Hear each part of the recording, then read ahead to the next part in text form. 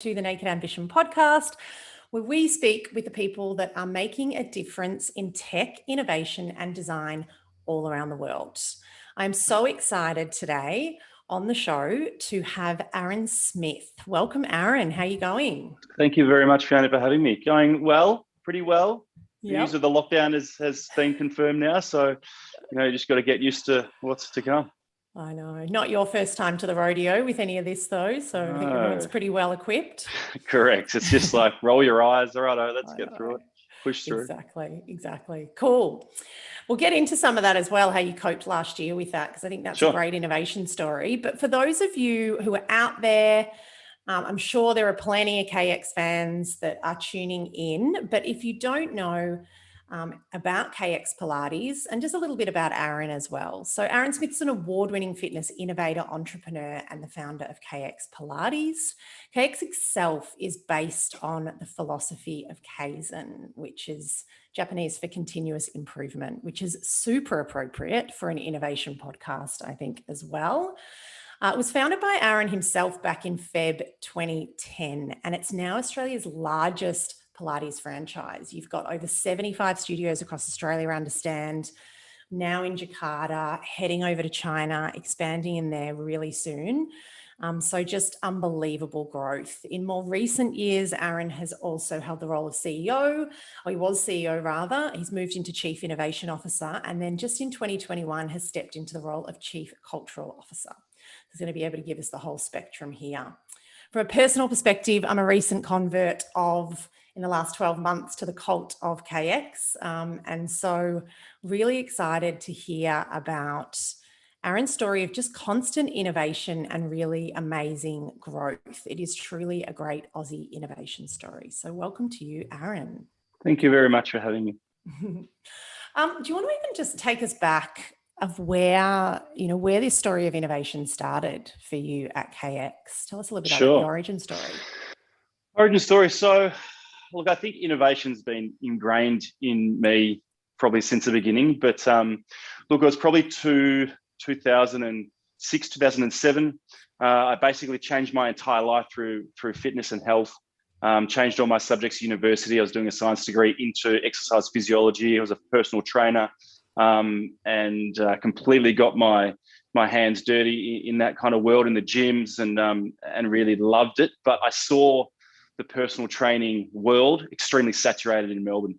The classic case of someone opening a personal training studio, then building it up to be successful, and then their trainers were basically their business, and then the trainer, being a trainer, always wants their own thing, I think, at the end of the day, and they would just go off and open another personal training studio and take their clients with them. So I was seeing this happening in terms of the business world, but and I know that that's what I didn't want to do. But owning a business has always been something that I'd wanted to do from a very early age. My father had been in business for 45 years and really ingrained in me that, getting ahead in life, the easiest way to do so was to own your own business. So I kind of grew up with that in mind. I started traveling when I was 2021. I'm a big snowboarder, so I started over in Colorado, followed my brother's footsteps to the illustrious world of Beaver Creek in Vail, Colorado, where I was a personal trainer and snowshoe instructor at the Park Hyatt. And there I really learnt, personal training in Melbourne was, you could do a 6-week course and become a personal trainer, but over there, you're doing degrees in personal training. And so I was really held up to an extremely high level. And from there, I was on and off there for 2 years, and then I went to London. In London, again, saturated with the world of fitness, working in gyms, paid nothing. I did a bit of a stint of exercise physiology and sports science in Deakin University in Melbourne, but looking over there, there's no money in that. So I kind of went on the search, and I just, fortunately stumbled across an ad for a dynamic reformer Pilates studio in London's West End. It was called Butte Camp Pilates at the time, which then later changed to Boot Camp Pilates. We were the first studio of its time, came from LA. Our boss was a client in the studios in LA, brought the style to London, and we were basically the first studio there. And that was really, it was a really interesting time. I walked into this studio. It was in the middle of nowhere kind of thing. Like, it wasn't on the main street or anything. You actually had to find where to get it. It was really hard for clients to find, but that made it even more kind of illustrious and boutique. It was in the West End, so very high-end clientele. And I just fell in love straight away with this style of fitness. Pilates in Australia was very physio-based rehab. But this, the music was pumping, group class. The clients were already fit, healthy, active already. It was just that mindset versus the gym world where you had all the different ranges. And I was sick of writing out a diet plan for someone, and then on the following Monday checking up and they told me, how much rubbish they'd eaten over the weekend. But these clients just, they worked hard, they trained hard. And it was just a great kind of world to be a part of. So I fell in love with that straight away. I knew that that's what I was going to bring back to Australia. In the 3 years I was there, I worked my way up to head trainer of the studios. And then by the end, before I came back home, there were 5 companies doing the same style of fitness, same style of Pilates, which were our trainers that went off and did their own studios. Mm-hmm. I learned also a lot of the time over there what not to do in business, because I think my boss at the time didn't realize what she had and the potential that she had. And a lot of people came to her, clients and trainers, saying, hey, we want to get involved. And she kind of sent them away, wanted to do everything by herself. So she realized later down the track that a lot of her trainers became a competition. And then myself came home. So I came home in 2009. It's $20,000 in debt to my father. I told myself I wouldn't go back to working in gyms or even in the fitness industry until I opened my own studio. I lasted 3 weeks back in the bar and gaming world, which was a previous life in my teens, until I sat my father down. I was like, Dad, this is what I want to do. This is my passion. And he just saw the kind of glare in my eyes. So 3 weeks later, we're in the bank manager's office. His bank manager had for years, and he guaranteed my first loan for 120 grand. 6 months later, Pax Pilates Melbourne was open, which was pretty crazy. I'm happy to talk about how that started as well. And but that's basically from where it came from till opening.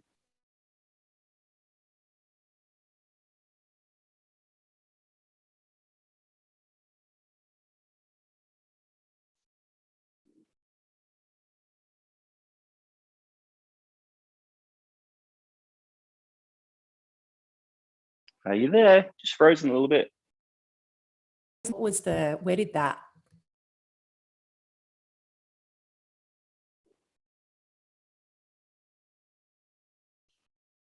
Sorry, Fiona, you're just freezing and I can't hear you. I can hear you now. Yep, we're back. You're back. Small awesome. glitch. All good. Did you get that question? I'm just going to repeat. No, I didn't. Sorry. Yeah, sorry. So from 2010, first studio in Melbourne, and then 75 in 11 years. Incredible growth. Unbelievable. Plus, thinking about moving to that franchise model. Was that always on the cards in terms of growth, or how did you get to that decision? Yeah, it was. Look, I opened the doors, and I had no idea about business. Yeah. I knew I was a fantastic trainer, and that I could create a fantastic experience that clients would come back to. So, we were never a model where it was a membership model. We were always class pack. So the accountability is held on the business, on the trainers, on the studio to provide the best experience so that they come back. Yeah. The first year, 18 months, was really, really hard because in Melbourne, boutique fitness wasn't around then. F45 really paved the way in 2013 for that scene. But back then it was really just boutique yoga studios. Apart from that, the 24/7 gym craze was still coming in. So to push out a new form of fitness in terms of Pilates, as I said, it was rehab back then. Yeah. So to tell people about Pilates anyway, because still no one had a clue about what Pilates was. Yeah. The amount of questions like, is it like yoga? Well, no, but let's move on. Males especially had no idea, hadn't even heard the word Pilates. It was something, their partners or their wives might have done. So it was really, really hard, to come into a market that it was non-existent. The price points we played around with at the start. Again, that was quite difficult. But again, we just slowly push through. So I'll give you a hint. The average studio in Australia comes in at about 42,000 in revenue per month. My first month was 1,800. My second was 3,200. After my first year, I think we built up to 14,000 something. So, I paid myself $200 a week. I drove my dad's car, lived with my parents. Yeah. My mum and my wife, Andy, now, we started seeing each other that year. So, She would help me. They'd help me wash the towels at nighttime. Up at 4:30, home at 10. Press repeat, do it all again the next day. I'd slept on the couch in the studio during classes in the day to catch some Z's. And my studio then, which I thought was awesome.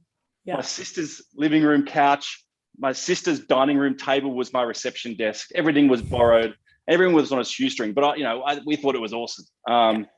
So first year, crazy, worked our asses off. But we're really lucky as well in timing, and I think business is all about timing too. After the first year, the massive craze of jump on it, scoop-ons, all of those group buying went crazy. So January 2011, just before 12 months of the studio, we did a deal.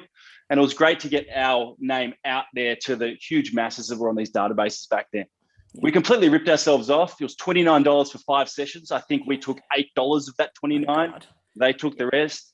But saying that, we don't pay our trainers whether there's a full class or the class is half full. So to have those spots free and to fill them with people to provide that experience really worked well for us. So we doubled our revenue in the next month after that. And from there kind of went on. Studio 2 was a bit of a game for me. I knew that if I opened Studio 2, people thought the studios were going great.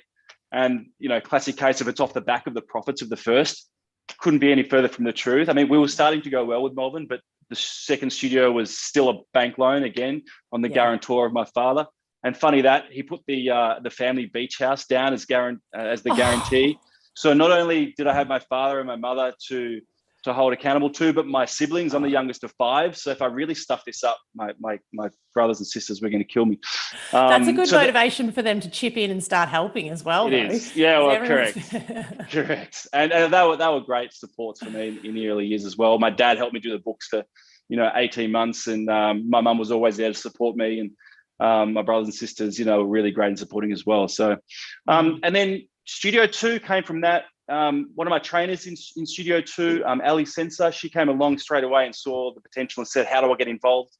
At that stage, I knew that I was going to franchise, mainly from London, and the trainers going off and opening their own studios still have no idea about business. Yeah. And our clients in London used to come to me saying, hey, I want to open a studio with you. Will you be the head trainer?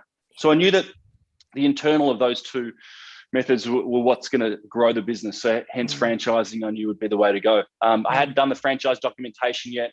So Ali and I decided that we would open 3 studios together in those 12 months. Richmond, Brighton, Camberwell, Victoria. I'll open the doors. So do everything from the build, etc. And then she would run the studio. So it was a 50-50 deal that she took a little bit more in profits because she would run them. But it enabled me to get out. And that's when I concentrated on the franchise documentation, 2011, 2012, sold our first franchise, 2013. Pretty crazy. Guy sat me down, Warren Parker, he's no longer with us. He sold out last year, but sat me down basically and said, my wife can't get into your Port Melbourne studio. You must be onto something great. Where can I sign up?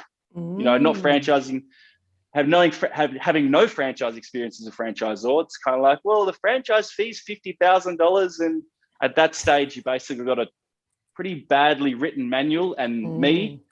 And at the same time, fantastically, then Andy came on board as the first kind of head office franchise and systemized the entire business with her, systemized brain that she has. So basically you had me, you had Andy, and hey, let's go and do this. So that was it. We sold our first 3 franchises in 2013, got us to, I think, 9 studios then.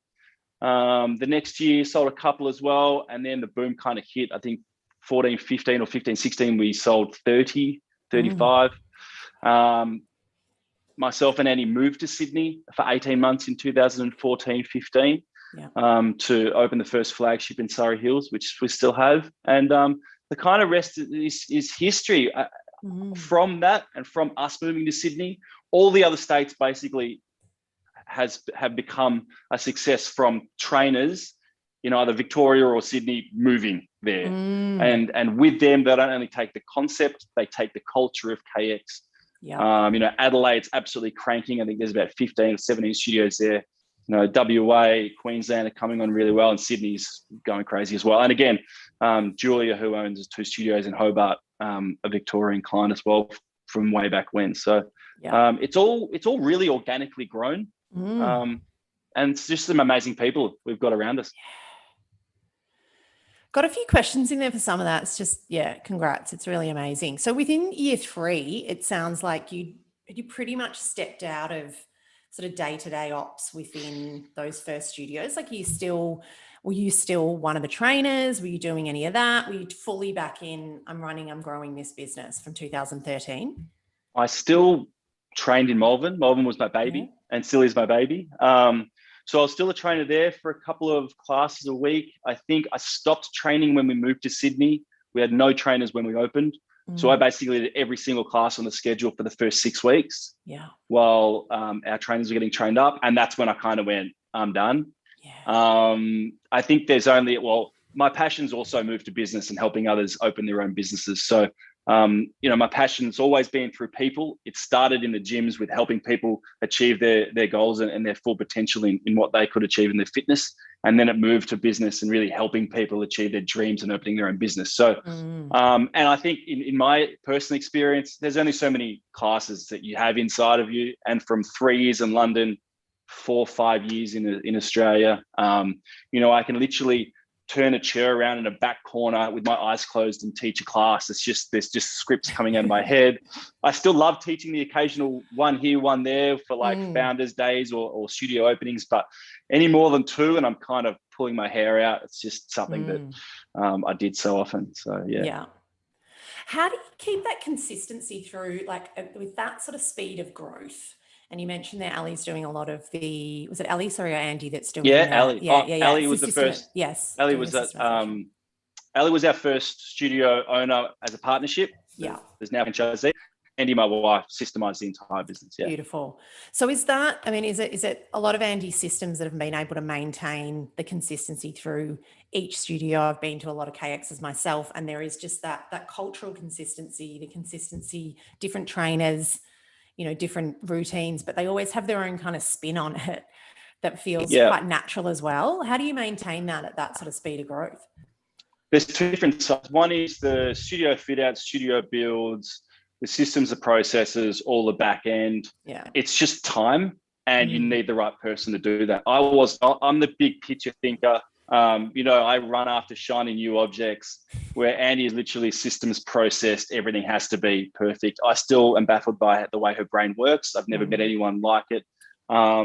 Just recently in the last 6 months, we've had to hire 4 people just to take over her role when we just had our newborn in the last 7 weeks. So, and that was attempted multiple times, but and failed more than once. But in terms of the trainers, our training academy, which I was also really lucky.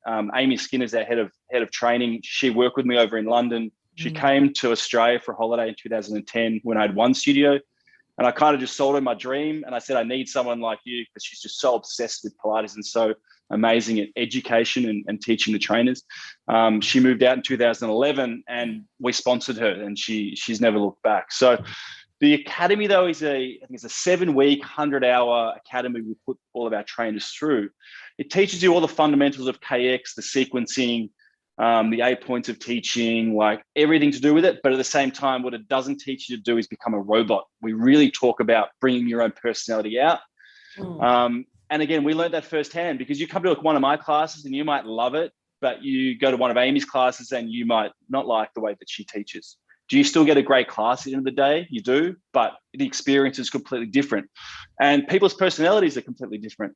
So it's really interesting when we get a complaint about a trainer, we sit back and go, okay, what's the complaint about? Is it about their personality or how they conducted themselves, or were they rude? Or was it just, you just don't mesh with their personality in the class setting? And when it comes to training, some people, I was a loud trainer. I'm an extrovert at heart.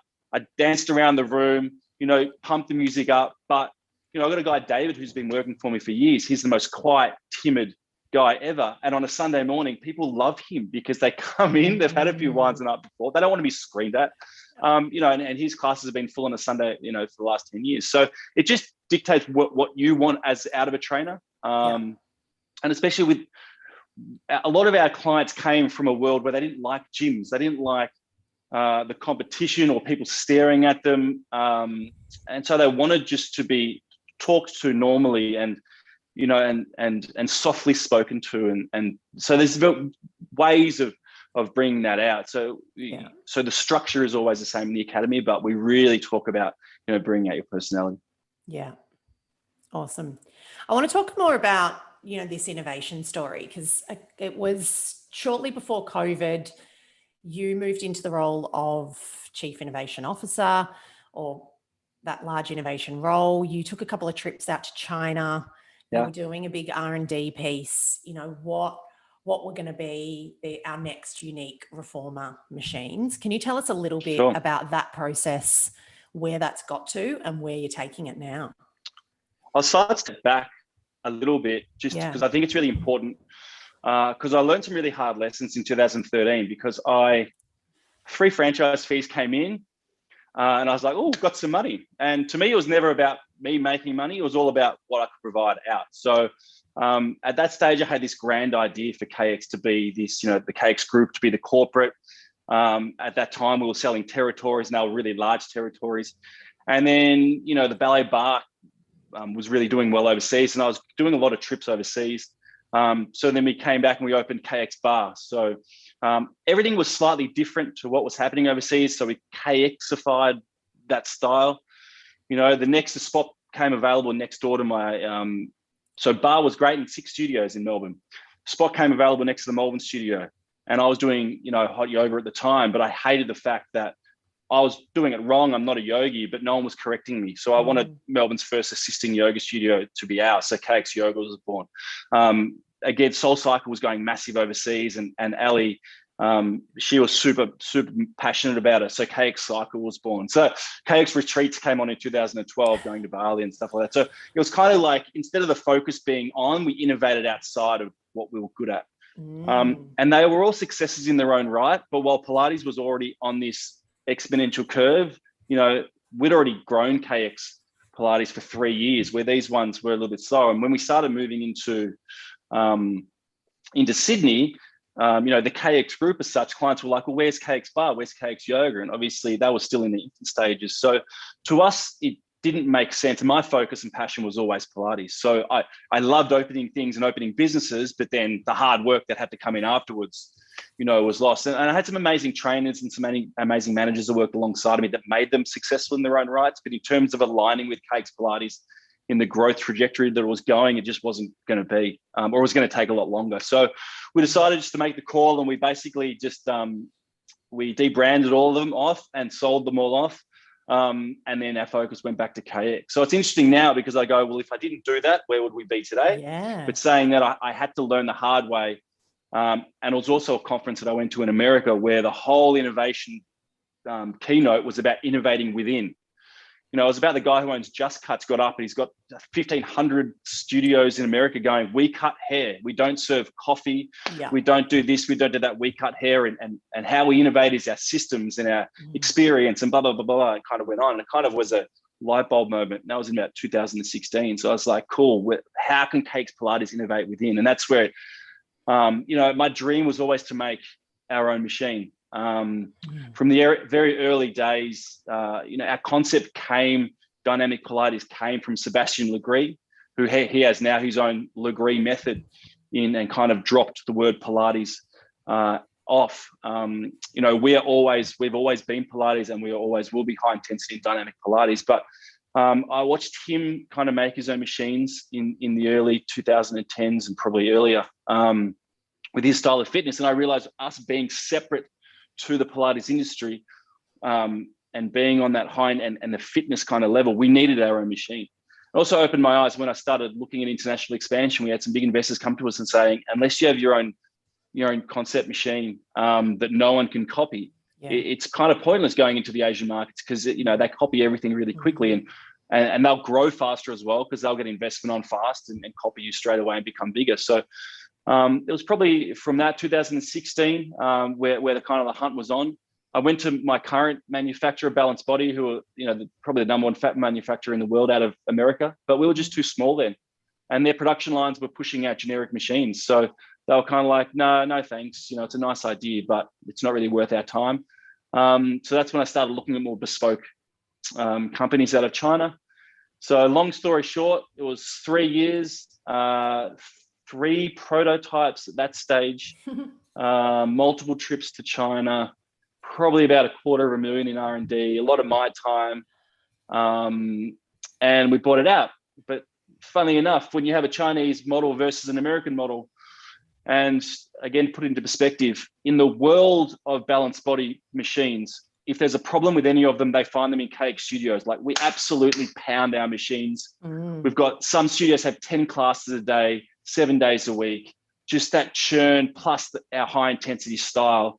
These things break, and they don't usually break, but if they're going to break, that's where you find them. So we threw them into studios. 55 studio machines went into studios end of 2018. And straight away they were just niggles from left, right, and center. Like, they worked as a whole, but there were just little problems that I knew I wasn't happy with. And at this stage as well, China was on the cards, and I had a bit of bartering power. Jakarta's already open. So that's when we went back to Balanced Body, saying, hey, how about it now? And thankfully, Ken, who's the CEO and founder of Balanced Body, kind of saw that dream that I was pushing, and that we were going to be bigger than just, I think we were 22 studios when I first talked to him. We were pushing 60 and in 2 countries. So the conversation kind of pushed on, and all the last year in COVID, I was basically testing 2 more prototypes. And again, instead of going back to the drawing board, we've hybrided one of his machines we already knew successful. We already knew had patents already, and were copyrighted, and we just kind of added our inventive touches to it. And voila, I think next month, the complete final model goes into studios. We've got about 250 currently in studios with just minor retrofits that will occur that, unless you're an engineer, you wouldn't even know the difference between the new ones coming out next month and the current ones. But they've been fantastic, phenomenal achievement, and it's kind of box ticked. International prospects are amazed now and really happy. And also being behind Balanced Body being behind us as the biggest manufacturer of the world, there comes a lot of power, it comes a lot of money to fight people who do want to copy. So that's also great for us as a brand that, moving up into Melbourne, and we call them the KX Copycat Studios. They basically just had a new brand and did everything we did. Now you can't go to another studio to have that same experience with those machines. So, and that's really powerful for IP and for the brand and moving forward as well. So yeah, it's exciting. So exciting. Can you tell us what the new patented machines, what do you think the experience is going to be, or the difference in the experience compared to now? Yeah, sure. What are you really excited about? So we've probably got over 20 new features on the new machine that will offer different to our old machine, but it really enables, there's 3 sort of things. There's variety. I think variety as a client, especially being 11 years in market, changes need to happen in our training. So not only variety for our clients, but variety for our trainers as well. I think after a certain amount of time teaching similar classes, we do freestyle our classes, so they're not always set the same, but you do get a little bit, what's next for me? So this is really exciting for our trainers to really get around. And, and just saying that in 2010, I think we had something like 500 exercises in the KX Academy. And just in the last 10 years with creativity of our trainers, which we give, we've got thousands now. So, we've probably added an extra 100 exercises to our repertoire, but I guarantee another 5 years, put another 0 on that of what we can do. A lot of it's up the top end of the machine. We've put some more bars where the ropes come out of, and another platform. So that just adds a whole level of what else we can do. It really elevates also our intensity of what we can do in our workouts, because in KX, there's very minimal rest. So we sequence our exercises a lot of the time, upper body, lower body, upper body, or we throw abs in the middle. But while one body part is resting, we can train something else. So to have this element up the top end creates so much more to do there. So it's variety, intensity, and just exclusivity that you just can't go anywhere else to have the same experience at KX in a KX world, a workout now. So they're the 3 main things that we're super excited about. Yeah. And plus it just looks beautiful, the machine. Yeah. So. It's amazingly exciting. I mean, the whole story is so interesting from even an innovation theory perspective. Because when you think, and you just mentioned there that concept of learning at that conference to innovate from within. And I think so many organizations battle with this challenge every single day in every size, where it's, you think about your horizons of innovation and sort of your core existing offers, existing customers, and then adjacent, do I want new customers? Do we go with a new offer or an even transformational?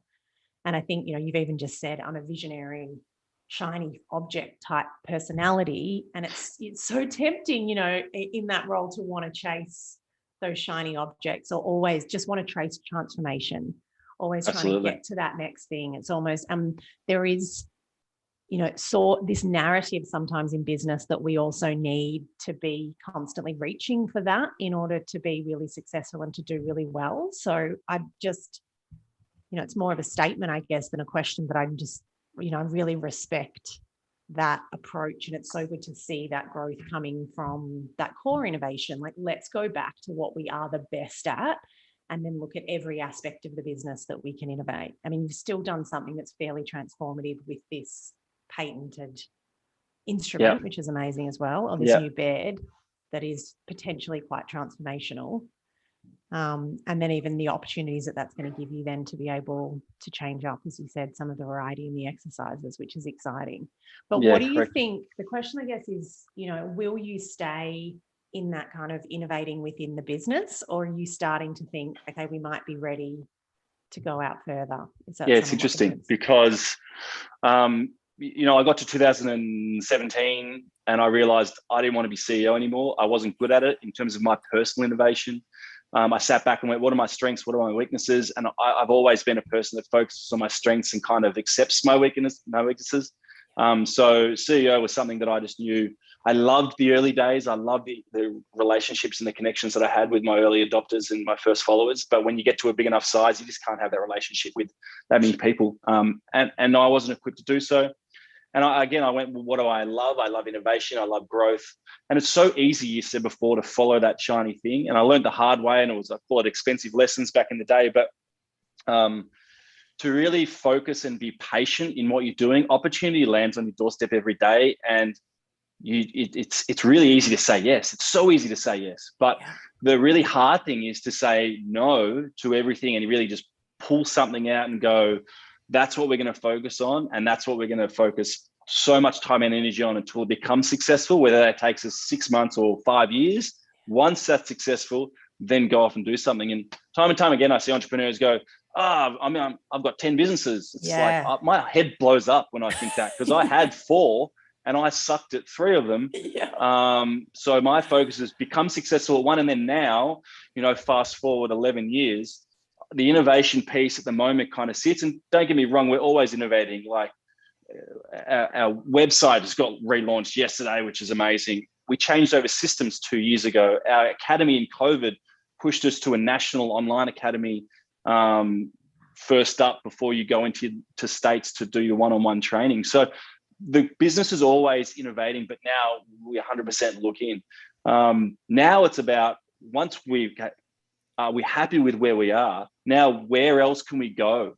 So, now we're sitting back going, internationally is a really big prospect for us, because not only are we at that stage, and don't get me wrong, 98% of our focus is still 100% in Australia, our growth here. But, if we can bottle what we've done in Australia and sell it to other countries and get the right partner, we feel it can be a real success, especially post-COVID, with everyone having fitness and health at the front of mind. Education for us is huge. We have such an amazing education piece in the KX Academy at the moment. And I know for a fact that competing brands are now secretly sending trainers to us to get trained up, thinking they're going to work for KX and then jumping back. And, that's totally cool. Like, I'm not, although some might see it as unethical, like, that's flattering that they think that we have the best reformer training in Australia. So how do we bottle that, and how can we sell that to, so many of our clients, they don't want to even be a Pilates trainer, but they would do the training. So how do we do that? And we're talking about now of how we section that up and push that out in the coming years. Apparel, I think we've got such a big brand following, and we've got such great relationships with the big brands as well out there. Of how can we do some joint things with them to really push that out? So there's so much opportunity on the table, and these pillars aren't new. These pillars have been my 3 pillars for probably 5 or 6 years, but it's about going, we're still focusing 100% in Australia, but what's going to be next? I can't tell you what it is, because the innovation piece was just so important in my life for 4 years. And that's Selena's kind of call now as CEO of where she wants to take the business and what arms. But personally now, I think COVID really opened up the doors for where I sit in the business. I think because the KX Former project came to an end, I really felt a need for me to get back involved and kind of spread the love and lift the culture in KX. I felt, the last 10 years, we've really been focusing on growing the company. And my personal approach for the next 10 years is to grow our people. And how to do that is, we launched an internal piece called Belong to Something Better. And that's just about myself and our team providing value back to our owners. So that comes in forms of interviews, articles, learnings, and that goes out probably on a 2 or 3 week basis of just giving back to our owners. Some of our owners are the most successful small business owners in Australia. Like, as I said before, the average is 38 to 42. We've got some studios pushing 65 to 80,000 revenue a month. It's just insane. And they're not doing that just by following the guidelines. It's everything else they're doing that is just so amazing, of the experience they're providing to their clients and the training that they're doing with their trainers. I interviewed an owner last year from Adelaide that spends $20,000 a year on training and development from his trainers. Now, a normal franchise, people will walk in and go, well, hang on a minute, I pay my royalty. You guys should do the rest. But these guys are literally taking everything that we don't offer out by themselves and going, how can I now make it more successful than it ever could be? So they have so much value trapped inside of them. And I'm trying to pull that out. So I'm almost being the interviewer in a lot of the cases. But I'm just passionate and really excited about what our network knows and how we can share that and give back for us all to lift up. So it's an exciting time at the moment for the brand in general, but especially for my role as, I throw the chief on there just to make it sound, chief on anything, chief culture. Yes. It's really, that's extremely important, at the size company that you're at, being able to create, we just talked about that idea of consistency across, all of the franchises and everyone feeling really supported and also connected. And I would even imagine, a year like last year probably made that feel ever more important. How can each of the different business owners learn from each other? How, different regions are getting through some of these challenges? Can you talk to a bit of that? Because I know last year I read that at the peak when everything shut down, revenue was down about 98%. It would have just been, pivot was just the word of the year, wasn't it? But I mean, you guys have a legit pivot and took everything online and, responded as fast as you can. And I'm sure some of those assets are probably, still paying dividends now. But just talk to me a bit about how your thinking evolved last year and some of those lessons learned that you're taking forward. Sure. Look, it was the 23rd. I'm getting muddled up with my dates now. I think it was the 23rd of March when we shut down. 8 p.m. or 6 p.m. we heard the news that the next day was going to be locked. It was really weird because I cruising mentality is like, that's all right. I suppose there's not much we can do. We're locking down tomorrow.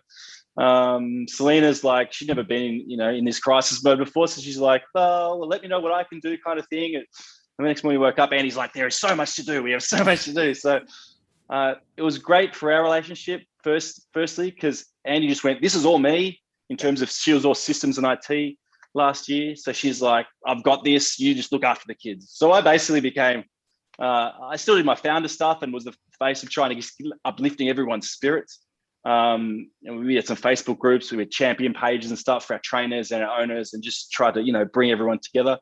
For that first lockdown, she worked 14 hours a day, I think, for the first 2 or 3 months. It was pretty insane. But, after the first lockdown, it was great for all the other states because everyone was working from home. So our peak periods we never had anymore. So people were throwing 3, 4, 5 classes extra during the day and they were filling up. So all the other states went crazy after June.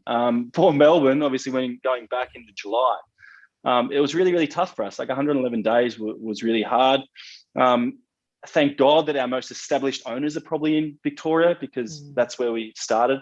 So it was great. We knew that they would push through. Our landlords came to the party. Government support was great. So we knew that, and we didn't lose any, which was fantastic.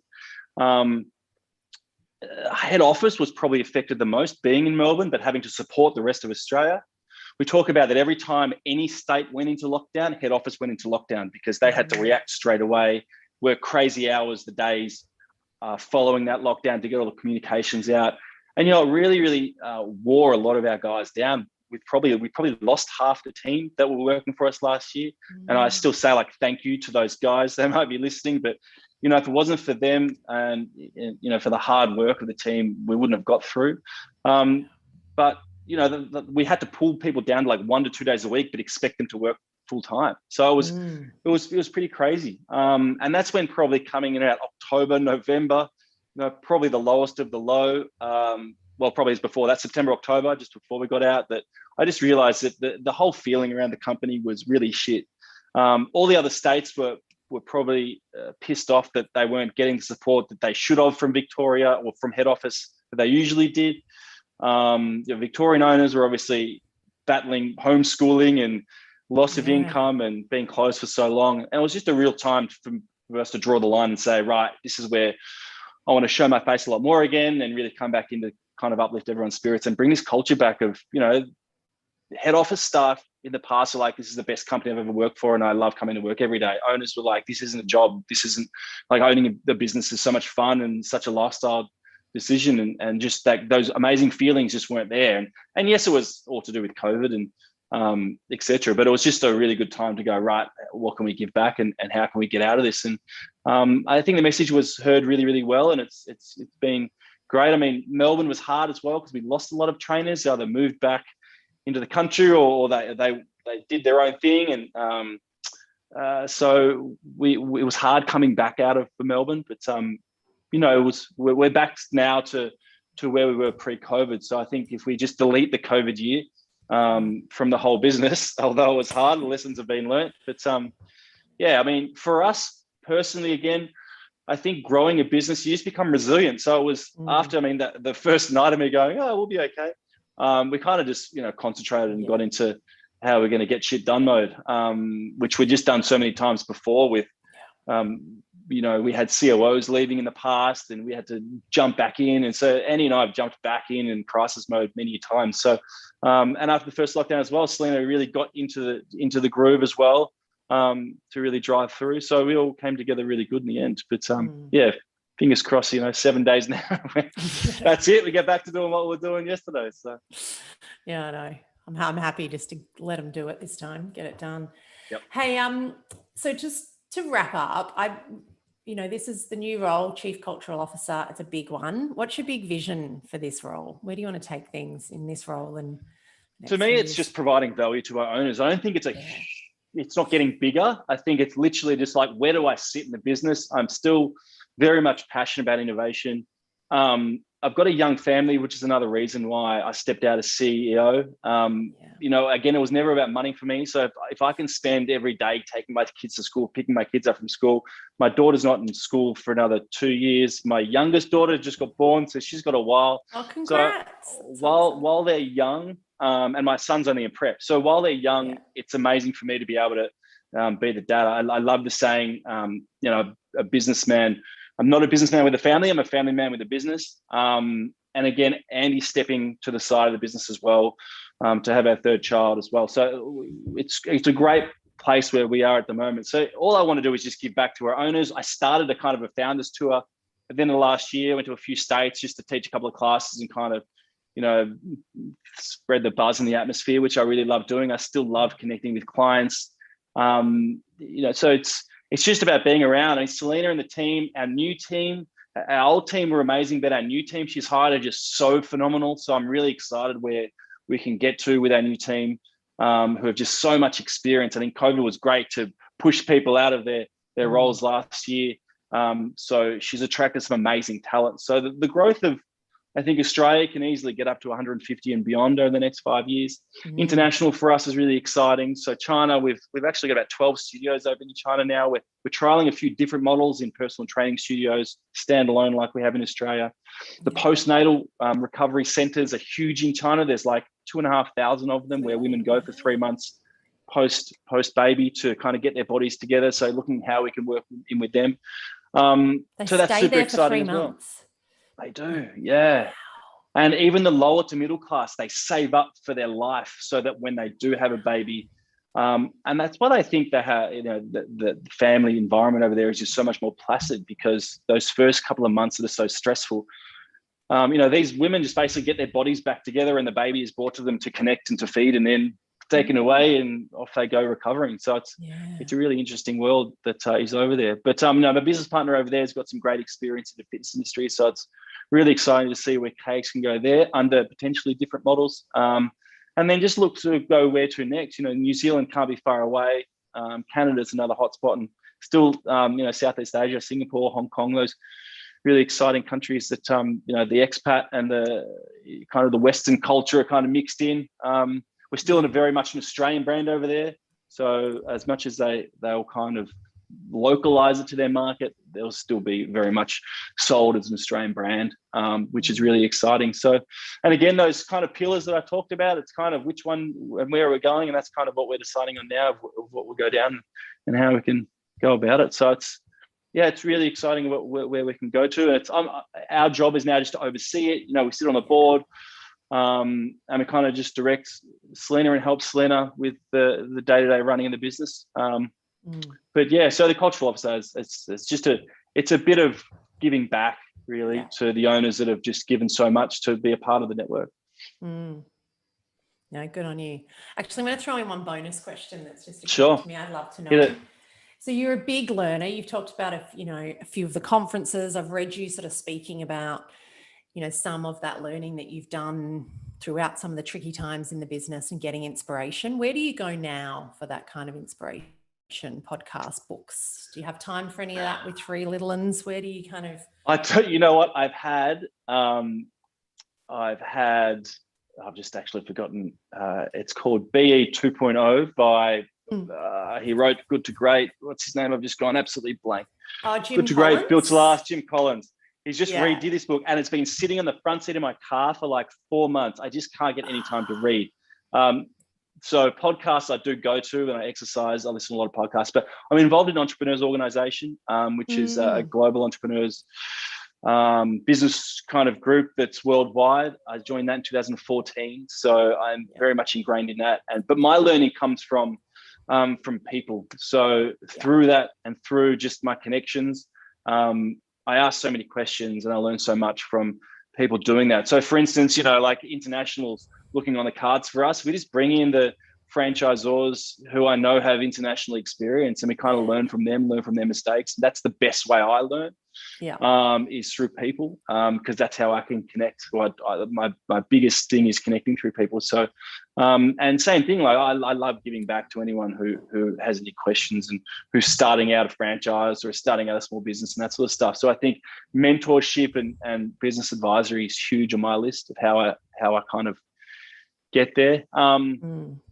But experience as well. I mean, still trialing, just knowing that you're not going to get it all right, knowing that failure is just learning, and learning never stops for us. And I think the whole philosophy around Kaizen and continuous improvement is ingrained in me. It's ingrained in my wife. It's ingrained in Selena. It's ingrained in head office and the entire company, that we're not going to just be still and flat. I think, the classic, if you don't innovate, you die, especially in the fitness industry. It's moving crazy. But at the end of the day, we are group performer Pilates in a high intensity or dynamic method. That's never going to change. Just how we innovate around our entire world is just what is to come. So such a great summary, actually, on all things innovation, to talk about that experimenter's mindset. And that has been really consistent through your whole story. So that just learning, not being comfortable with the failure, but just dealing with, the small ones and picking it up and keeping on going. So yeah, well done. This has been a really great conversation. Thank you so much for joining us on here, Aaron. It's been amazing. And just on that topic as well of sort of mentoring, Aaron's really kindly provided some of his social media links. So we will pop those on there for anyone who wants to follow your story and keep in touch as well. Awesome. Thank you very much.